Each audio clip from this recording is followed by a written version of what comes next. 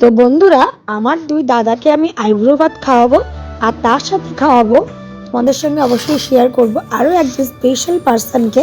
তো চলো, এটা হচ্ছে আগের দিনের ভিডিও।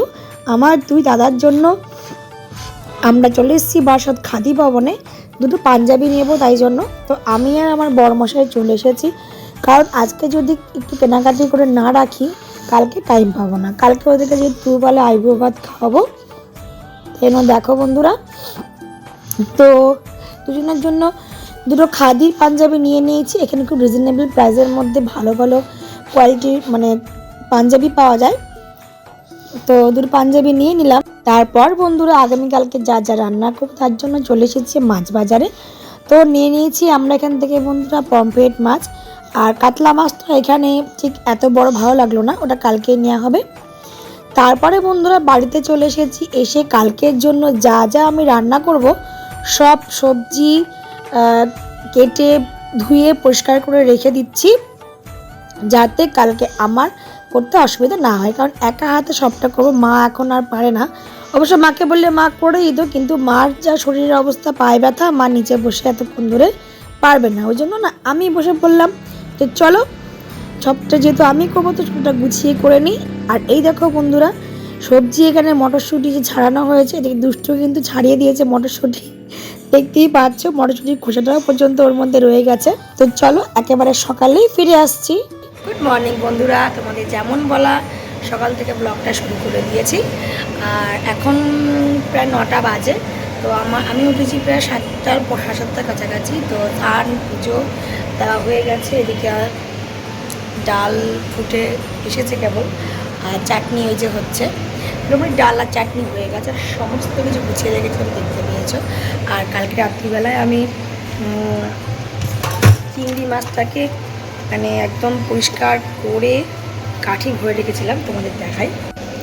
এই দেখো মাছ একদম ফ্রেশ করে পরিষ্কার করে ধুয়ে কাঠি ভরে রেখে দিয়েছি। তো বেশি এখন আর বক বক করবো না, একেবারে সমস্ত কিছু রান্না করে তারপর তোমাদেরকে দেখাচ্ছি যে কী কী রান্না করবো, ঠিক আছে? কারণ দেরি হয়ে যাবে, ওরা চলে আসবে। চলো, মনে করেছিলাম একেবারে রান্না বান্না করার পর তারপর তোমাদের সামনে আসবো। তো দেখো তবু চলে আসলাম। এখানে হচ্ছে আমার চিংড়ি মাছের এই যে মালাইকারি। এই দেখো বন্ধুরা, চিংড়ি মাছ আমি ভেজে রেখে দিয়েছি। আর এইটা হচ্ছে চিংড়ি মাছের মালাইকারি। আর এখানে হবে একটুখানি কচু বাটা। বলতে আসবো তো টুক করে একটু চলে আসলাম তোমাদের সামনে। চাটনি, ডাল, পমফ্রেট মাছ হয়ে গেছে, চিংড়ি মাছের মালাইকারিটা হবে, কচু বাটা হবে, আর করবো দেশি চিকেন।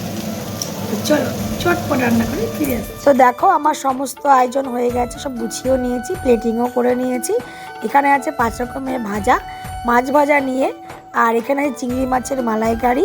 আর এই দেখো বন্ধুরা, করেছিলাম পমফ্রেট মাছের সর্ষে দিয়ে ঝাল।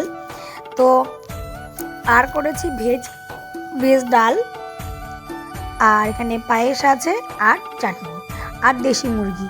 তো বন্ধুরা পায়েসটা মা করেছে, মা পায়েসটা খুব ভালো করে, কিন্তু পায়েসটা এখন এখানে আনা হয়নি।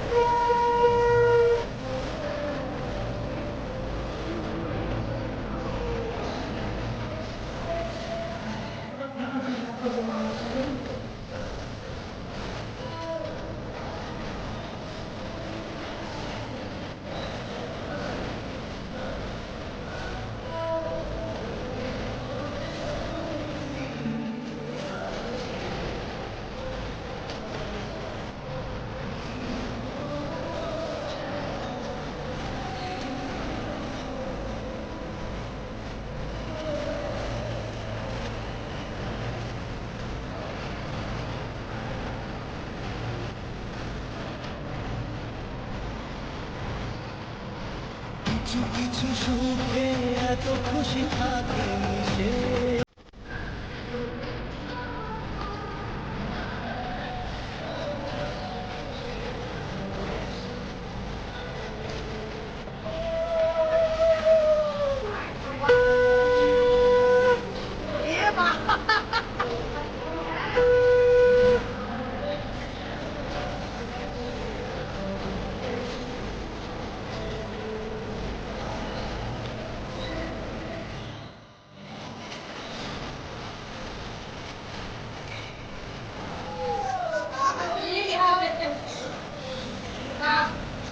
মারপিট করিস না, মিটি করিস না।